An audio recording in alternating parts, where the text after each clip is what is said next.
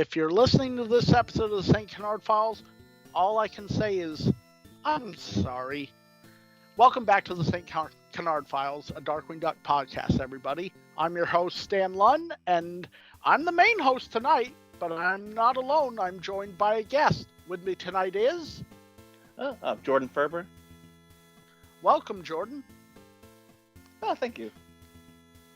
So, you've been on a couple extra things we had on Facebook before, but this is your first actual appearance on the podcast. So, do you want to tell everyone about yourself, how you got into Darkwing Duck, favorite villain, episode, stuff like that? Well, I watched Darkwing Duck early in the 90s as a kid, but I didn't really get into Darkwing Duck until the early 2010s. And then I went back and started researching as much of it as I could. And Cool. see, for favorite villain, probably Negaduck is my favorite villain. Nice. And you have good taste. I don't really know what would be my favorite episode. Probably, actually, now that I think of it, probably Time and Punishment. Probably is my favorite. That's a good one.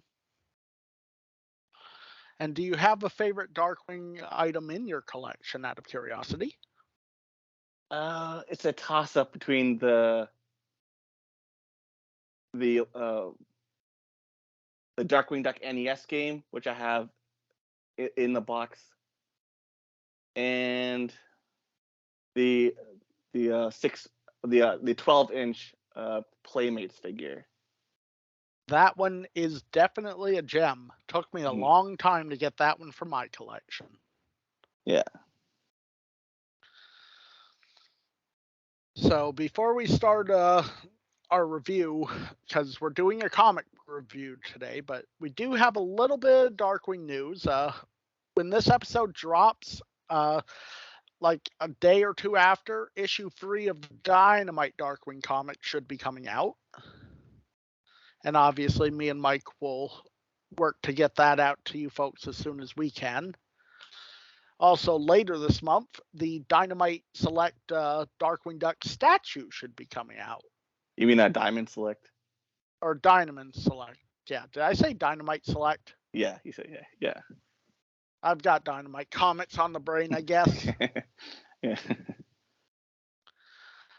Did you end up ordering one of those or no? Not yet. I'm probably gonna get it, but I just gotta free up some cap space first. Yeah, I hear you on that. I think my Disney Afternoon shelf is going to have to turn into a Ducks and Bears shelf for a while. Yeah, I'm gonna have to move some stuff around. Yeah. So today we are reviewing an old Darkwing comic from Disney Adventures, but it is one that actually has a little bit of a root in the series, since it actually has an idea in it that was used in the Darkwing episodes before. We are talking about Hero for a Day. This was in Disney Adventures, October 1992. The cover had Beast and some girl. I don't know who she is.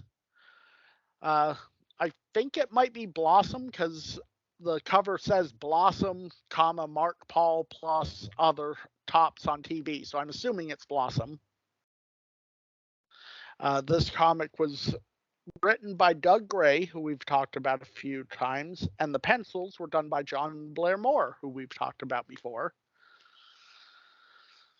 So, do you want to tell the folks why this comic is a bit similar to an episode, or should we just cover that when we get to that part? I think we can probably cover that when we get to it. Fair enough. Do you want to take the lead on the start, or should I?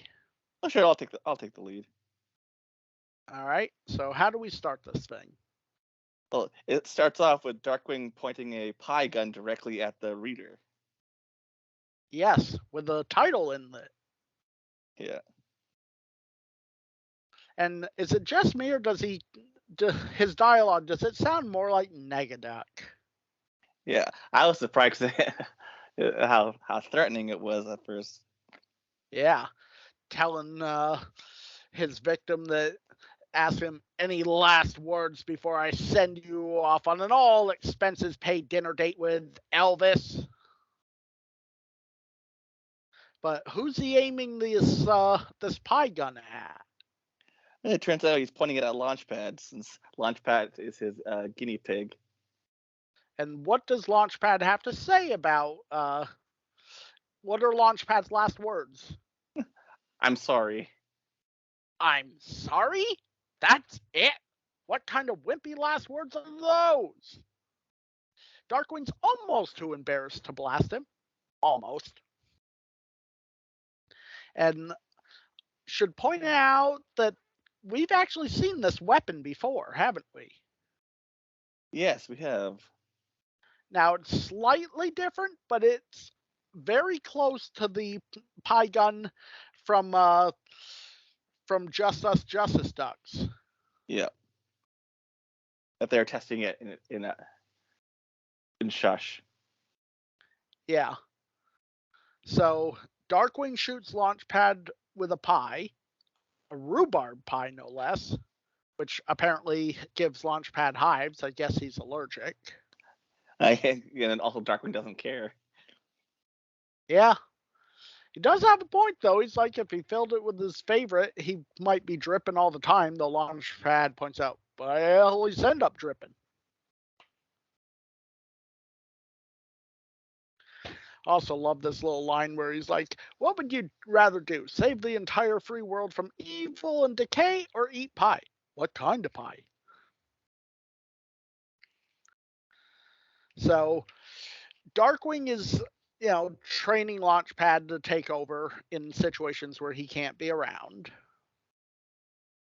And they're doing, role play. Like Darkwing was obviously playing it being the villain, and then they switch roles. So, or wait, no, they don't switch roles. What happens here? Now, Launchpad gets to threaten Darkwing with the pie gun. Okay, so they did switch roles. It was a little odd. Though, for some reason, and from somewhere, an anvil comes down and crunches Launchpad in the head. That's gotta hurt. Yeah. And then Darkwing shuffles Launchpad onto the next part of to their next lesson. With the anvil still stuck in his head. So in the next part we get here, Darkwing is pretending to be the helpless victim. Having stayed late at the office, I go home later than usual and unwittingly decide to cut through this dark alley. But he has someone filling in for the role of a villain called the Back-Alley Bushwacker. Who's he got filling in? Goslin's supersized teddy bear. Yeah. I didn't know Goslin had a supersized teddy bear. And as the bear starts to fall on him, Darkwing's like, help! Oh, help! Is there possibly a caped mystery man in the vicinity? And Launchpad replies, why, yes, I am terrible flapping in the night. I am the mailman who returns your letters for insufficient postage or because the address got smudged. Won't I get cream by the time I say all that? So what happens next? Well, to help Darkwing get the bear off, he just punts it in the air. But unfortunately for Darkwing, it comes right back down, lands, and crushes him. Yep. I guess that thing weighs quite a bit. Yeah. Which, honestly, I can kind of see. I actually found a free bear near my house one day. One of them giant, like 5-foot tall stuffed ones, and I have to say it was quite a chore for me to get that home. So I could see how this thing could crush someone if it fell on him. And the fact that it would be too heavy for Launchpad to lift, so he has to go and get Goslin and Honker to help. Yeah. Yes, he does. So You'll have they to say do. it is a really good reaction of Darkwing looking up and seeing the bear coming back down. That's really good reaction Yeah. drawing. Oh yeah. Definitely looks out of the show. I can even hear Hmm. Darkwing going, rats. Heck, even Darkwing's hurt dialogue, I can definitely hear Jim Cummings saying it. And come back here, you dip. So yeah, LP goes and gets Goslin and Honker, and they get Drake back to the house, and he is looking very worse for wear. Yeah. And Goslin doesn't look too happy either. Oh, she looks furious. Yeah. You better have insurance, that's all I can say.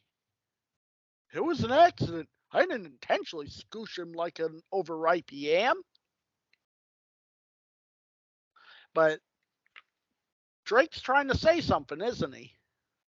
Yep. He's having a little bit of trouble. Yeah, but he does eventually get it out. What's he trying to say to him? Must fight crime. Yep. And I will say this bit of dialogue from Goslin doesn't quite fit.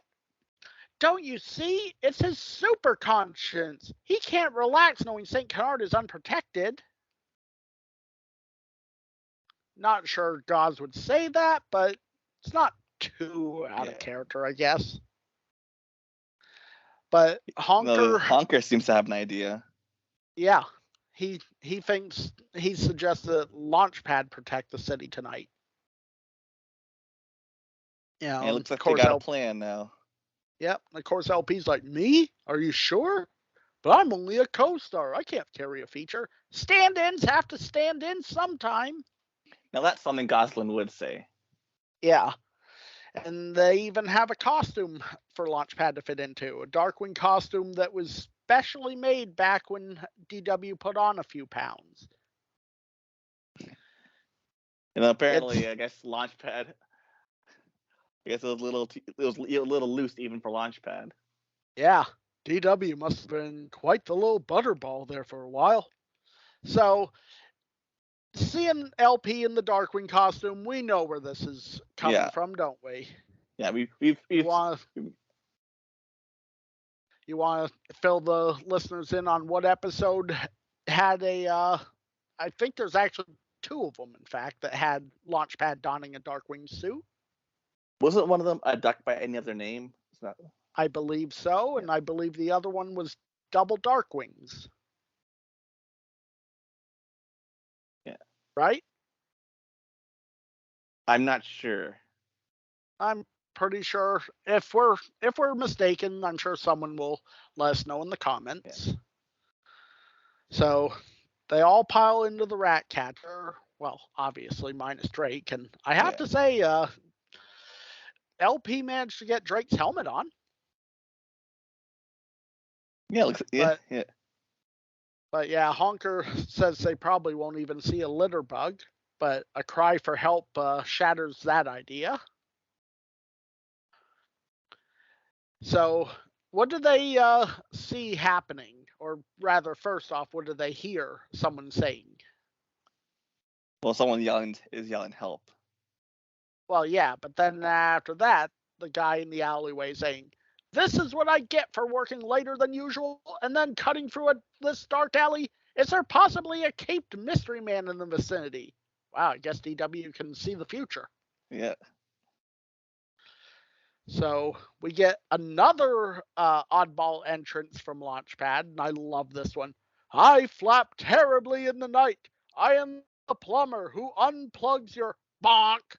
I knew I'd never have time to say all that.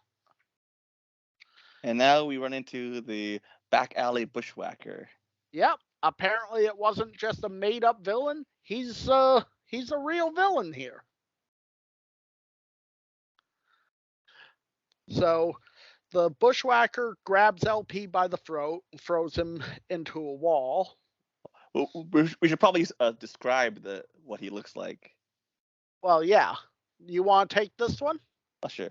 He's a dog. He's a dog with looks like a like a green jumpsuit with the like Outback adventure type of hat with the Beagle Boys type of mask. Yeah, like I would say he kind of looks like an oversized Beagle Boy who's wearing an Australian hat. Yeah, and he also has an Australian accent. Yeah. I think I'm gonna step on your neck 300 or 400 times.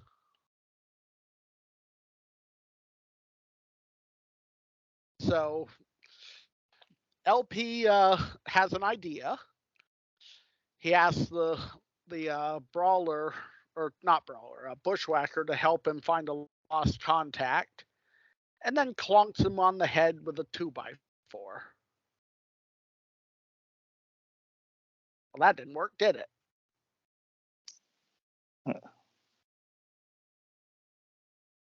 But Goslin has an idea, don't she?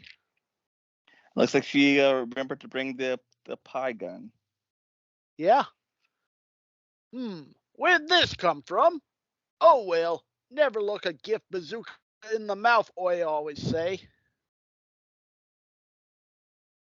Any last words before I improve your aerodynamics?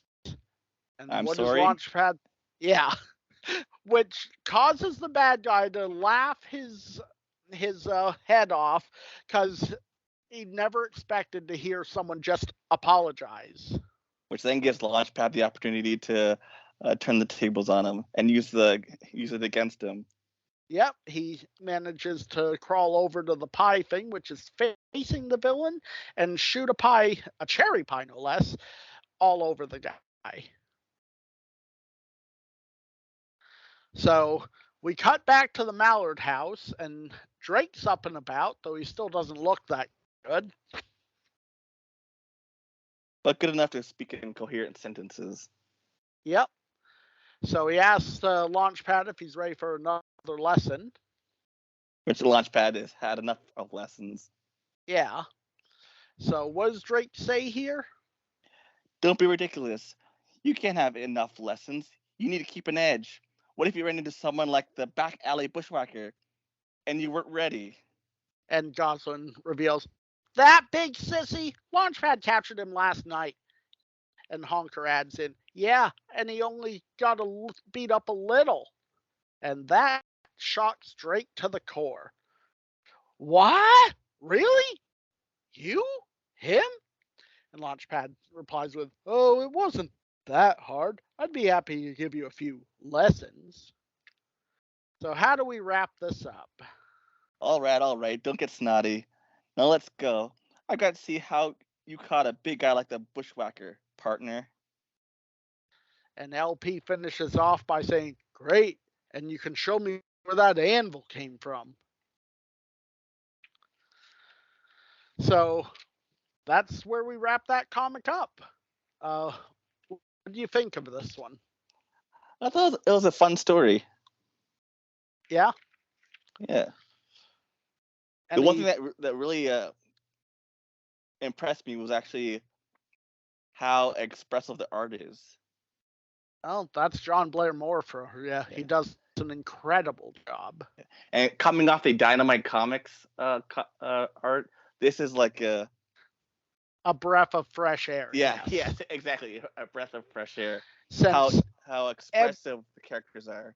Yeah, and every single one is brand new art. There are no recycled shots from the show. Yeah. And a lot of the expressions I can see Darkwing doing in the show without it coming off as feeling as copy and pasted. Yeah. Are there any particular things that stood out to you? Well, aside from like how expressive the characters are in the character art, like any the main thing is like I can hear like Darkwing and like Launchpad and stuff as I'm reading the deck. I can hear Jim Cummings and Terry McGovern through the dialogue. Yeah. So if you were to rate this on a scale of 1 to 5, what rating would you give this one? I would give it a 3.5. I think. All right. I personally thought it was a very good comic myself. I loved, the mix between the humor and whatnot. I thought the art is very well done.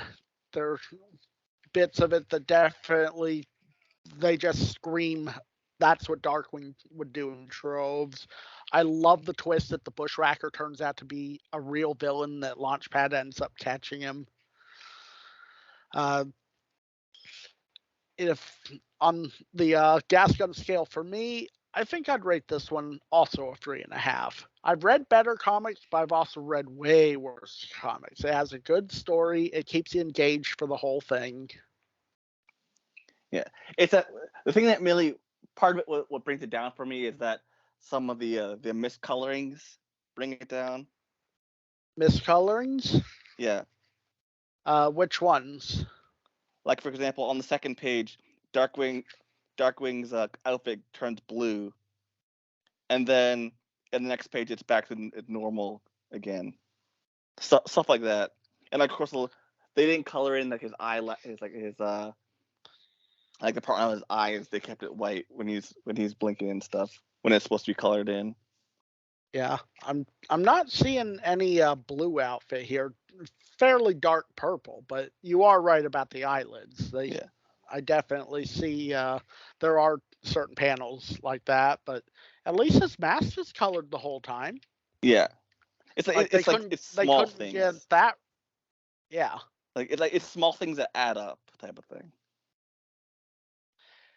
So yeah, that was a Hero for a Day.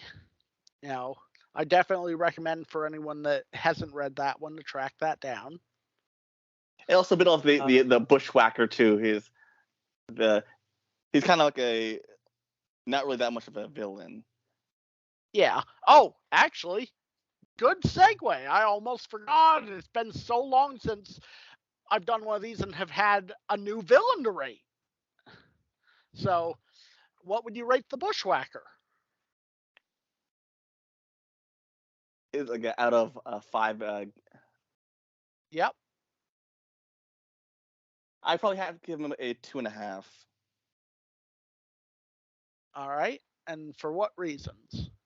Well, aside from just being like a kind of like just he doesn't really have like any like plan or anything. He's just like like a thug basically. Yeah. And his outfit is just like a green jumpsuit with like nothing really. The only thing that makes him unique is that he's Australian, pretty much. Yeah. So you'd do 2.5? Yeah, I do be at 2.5. I actually will give the Bushwhacker a 3. I really like, uh, the humor that comes from him, and the fact that he's Australian actually is a neat little thing. I don't think we got many Australian villains in Darkwing. He doesn't really do much, unfortunately, since he only shows up in the last like 4 pages. But his presence is still kind of felt throughout, since they had the training thing earlier that mentioned him. So it was a nice surprise to find out that he actually was a real villain that was lurking around. But he was defeated rather easily. I mean, if Launchpad could do it, obviously DW would have had little trouble. Yeah. All right. Well, before we wrap up, do you have anything you want to plug, like YouTube channel or places people can find you if you want them to? Well, I have my YouTube channel, Toon Logic Studios, which I make like AMVs and like mini animated shorts and mini comics, and I occasionally do comic or toy reviews. Yep. I will say for anyone listening that Jordan has a review of both Dynamite issue 1 and Dynamite issue 2 for Darkwing Duck. And I'm assuming once issue 3 comes out, you will have a review up within a few weeks. Yeah. All right. And I guess I'll plug my YouTube channels again, DMC Jedi Man and DMC Jedi Man Gaming. In terms of shout outs, I'll start with shout outs, but I also want to ask you after if you have any. But I want to give a shout out to two people. First off, I want to give a shout out to Will Santana, since anyone who saw Will's recent Flash Quack, obviously Will didn't shout himself out, so I'm going to take care of that one and shout him out. And I will also give a shout out to Felicia uh, McInerney. Is that how you say her last name? Jordan? I think is it McNamara? Yeah, because that was one other name I noticed Will didn't read out in his shout out. So, Felicia, if you're hearing this, this is also a shout out to you. You know, we always still think about you, and hopefully you'll join us again, you know, in one of our chats someday. Jordan, do you have any shout outs to give? Well, I think I have two. The first one is to Tim Partridge, who's a big Darkwing fan. He also has made a really well done Darkwing retrospective that's on Oliver Harper's YouTube channel. And the second one is for Lyle Convoy Reviews, who's another really big Darkwing Duck fan, who also does toy reviews as well. All right, so shout outs to Lyle and to Tim as well. So we are the St. Canard Files, a Darkwing Duck podcast. You can find us on all major podcast apps: Stitcher, Spotify, Google, iTunes, Pocket Cast, iHeartRadio, Radio Public, Reddit, and YouTube, and any other podcast apps you like. We'll be back with more of our regular scheduled programming next time. But until the next time, I hope you all stay dangerous and try to avoid any random falling anvils. Yeah, because you never know, you might just be sorry if you don't. Yep. Bye, everybody. Yep, goodbye.